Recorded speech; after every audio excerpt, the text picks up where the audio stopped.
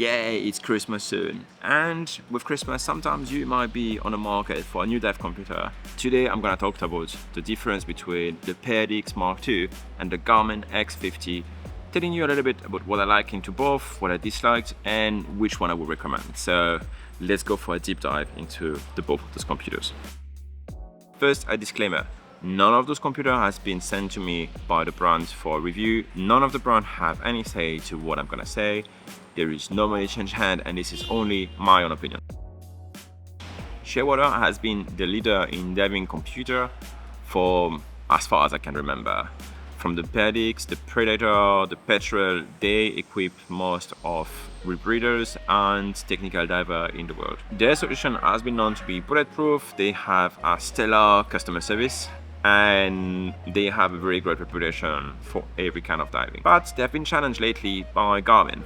Garmin that came first on the market with the Garmin MK series, which is their wearable, everyday watch, diving computer, and at the same time sports watch, which I have done a review here. If you want to look at the Mark IIIi, you can read and look into here. And they came a few months ago with the Garmin X50i. This is basically the Garmin equivalent of a Perdix Mark II, but in the Garmin ecosystem. Both of those computers share key similarities. They are both designed for recreational and technical diving in mind. Single gas, multi-gas, nitrox, trimix, CCR gauge mode. They are both using the Bullman algorithm as their method to calculate no decompression limit. They have a high resolution display. They are both certified to 200 meter plus. And one cool thing is they're both using their integration, although they're using a bit differently. They use their own technology. So this is Swift that use radio frequency, and this is Subwave that uses sonar technology or sound to give you the air integration. I use it specially to do this with my petrol tree and my oxygen on my Sidewinder, and like this I have constantly on my CCR computer the O2 level remaining without to have from the oxygen tank behind SPG running in the front. The build quality of both computers is amazing. The main difference between one and the other would be that this one uses piezoelectric buttons, so when you touch it's pressure sensitive, while those are actually buttons. The Garmin is a little bit more bulky, while compared to the Shearwater. It's also a little bit heavier than the Shearwater, probably because this uses an integrated battery. So what do I think about the Perdix AI? It's a great computer. It's light, it's rugged.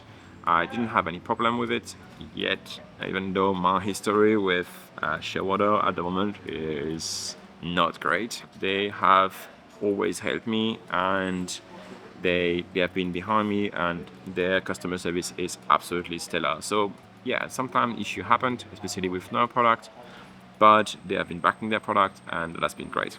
I really like the Perdix too, especially in this Journey Edition bronze gold version. I think this is a nice computer. It's easy to use, it does everything I need to do, and if you only needed one computer, this will probably be it. You can just slap this on your wrist, that you're a recreational diver, entry-level technical, or if you want to do any CCR and need CCBO standalone computer, this does it all. It's nice. It has vibration, just to add that to you, which I'm a huge fan of, especially behind the camera, having a vibration to tell you, hey, there is something wrong, just look at me. For the one of you that are not constantly on their computer, is a nice addition.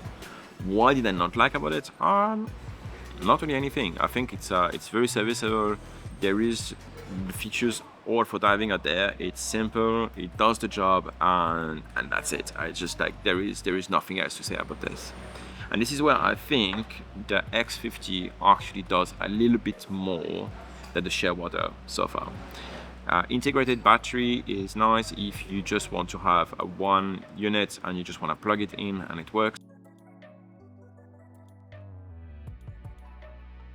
The torch is a welcome addition. This was one of the things when they did the MK3i, I was like, what do you need a torch? Like, I mean, come on, like you have a torch with you when you go diving anyway, so why would you need that? And I've been using mine here a lot of time. Probably I use it like 10 times a day. In case something goes wrong, having your battery, having your torch being on your computer, it could be like a very nice addition. So everything that enhances safety is a good thing. You can also see your dive profile during a dive. It's a very cool thing. There is a lot that is being done by Garmin with the subwave technology, especially with their new buoy. I believe the B1 or the S1, something like this, that you can actually communicate to the boat directly through subwave technology and your transmitters, or to other divers that uses MK3 and a tank pod. I think this is great. So which one should you choose? And that's gonna come down to two things. I think you can't go wrong with any of them. Do you already own any piece of system from any brand? If it's Garmin, then the choice is very easy. The X50 is gonna be for you.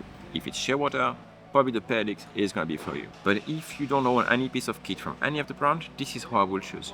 Are you valuing something simple where you can change the battery yourself and that only does diving computer and that has no extra feature but does it well and has a great customer service?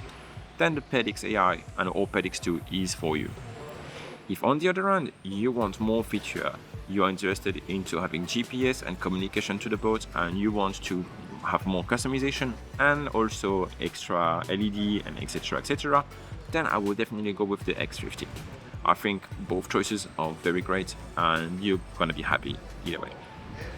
And if you want to see more of what I do with the MK3i, I very suggest you to click on this video where I took my Mark III in the cave and I learned a lot about myself, and I use it as an everyday tool for expedition. I think this is gonna be interesting.